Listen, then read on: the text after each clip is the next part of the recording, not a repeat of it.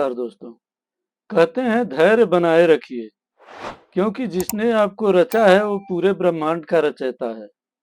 वो कभी भी किसी के लिए बुरा नहीं रच सकता, कभी भी किसी के लिए बुरा नहीं कर सकता।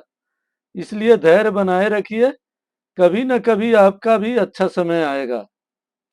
एक छोटी सी कहानी।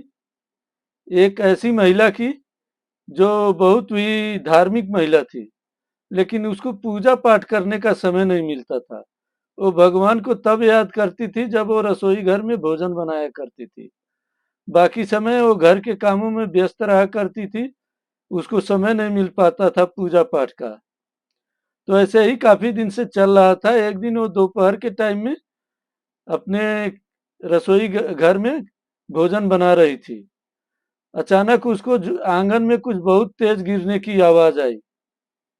तो ये भाग के गई तो इसने देखा इसका बच्चा जो है छत से नीचे गिर गया था और बेहोशी में माँ माँ चिल्ला रहा था।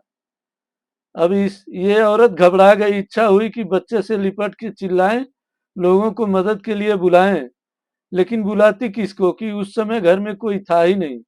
सब लोग बाहर जा चुके थे, केवल ये दोनों ही थे।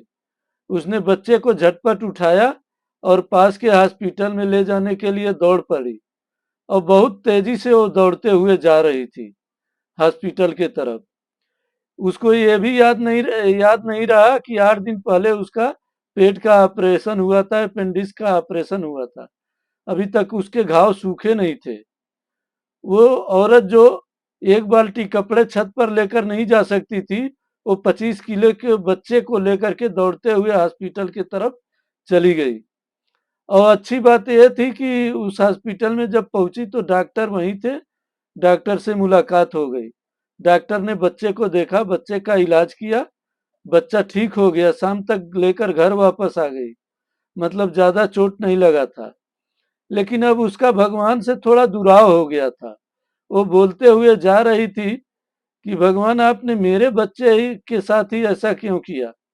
मैं तो आपके ऊपर बहुत श्रद्धा रखती हूँ, आपके ऊपर बहुत भरोसा रखती हूँ, फिर भी आपने मेरे बच्चे के साथ ऐसा किया। वो पता नहीं कब छत पर चला गया, उसको पता भी नहीं लगा। इस तरह से वो बहुत परेशान सी थी। अब भगवान से उसका दुराव होता जा रहा था। फिर रात में वो घर में खाना बना रही थी और सोच रही थी कि भगवान ने मेरे साथ ऐसा क्यों किया। उसके दिमाग में बहुत सारे प्रश्न चल रहे थे। अब घर के सारे लोग वापस आ गए थे। सब लोग अपने अपने काम में व्यस्त हो गए थे। उसका पति भी आ गया था। वो टीवी देख रहा था बैठ के। लेकिन इसके दिमाग में बहुत कुछ उधार बुन चल रहा था। भगवान से बिल्कुल शिकायत करते जा रही थी दिल ही दिल में। फिर इसके दिमाग में ख्याल आया कि भगवान जो करता है अच्छे के लिए ही करता है। बच्चा मेरा गिरा वो तो ठीक है, लेकिन जिस जगह बच्चा गिरा था उस जगह बड़ा सा पाइप था और मिस्त्री कल ही आकर के उस पाइप को हटाया था वहां से। अगर वो पाइप वहां रहता और बच्चा उस पर गिर जाता तो शायद बच्चा नहीं बच पाता। फिर उसके दिमाग में ये बात हुई कि आई कि मेरा तो ऑपरेशन हुआ था और फिर भी मैं इतने तेजी से 25 किलो के बच्चे को उठा करके और 1 किलोमीटर हॉस्पिटल तक दौड़ करके चली गई। ये शक्ति मेरे पास कहाँ से आई? कहीं ना कहीं ये शक्ति मुझे भगवान ने दिया। फिर अगली बात उसके दिमाग में आई कि जो डॉक्टर हमेशा जो है 2 बजे तक ही बैठे, उस दिन 3:30 बजे तक कैसे बैठे हुए थे? शायद इसमें भी कुछ न कुछ भगवान की कृपा है। इतने में वो जब गई उसके पति के पास, उसके पति टीवी देख रहे थे। वो एक प्रवचन सुन रहे थे। तो प्रवचन कहने वाले बाबा जी बोल रहे थे कि भगवान बोलते हैं कि मैं आने वाले संकटों को टाल तो नहीं सकता, उन्हें समाप्त तो नहीं कर सकता, लेकिन अपने भक्तों को इतनी शक्ति दे देता हूँ, उनको इतना सक्षम देता हूँ कि वो उनका सामना कर सकें। फिर इसके दिमाग में ये सारे प्रश्न जो आ रहे थे वो सब हल हो गए कि कहीं ना कहीं ये सब भगवान की कृपा थी। कुछ बड़ा अनर्थ हो सकता था जिसे भगवान ने बचा लिया और भगवान ने ही हमको शक्ति दी कि मैं इतनी शीघ्रता से अपने बच्चे को हॉस्पिटल पहुंचा पाई और उसका इलाज करवा पाई। तो दोस्तों, इस कहानी की शिक्षा यही है कि संकट का तो हल होगा। आपको बस धैर्य रखना है, भगवान के ऊपर श्रद्धा रखना है।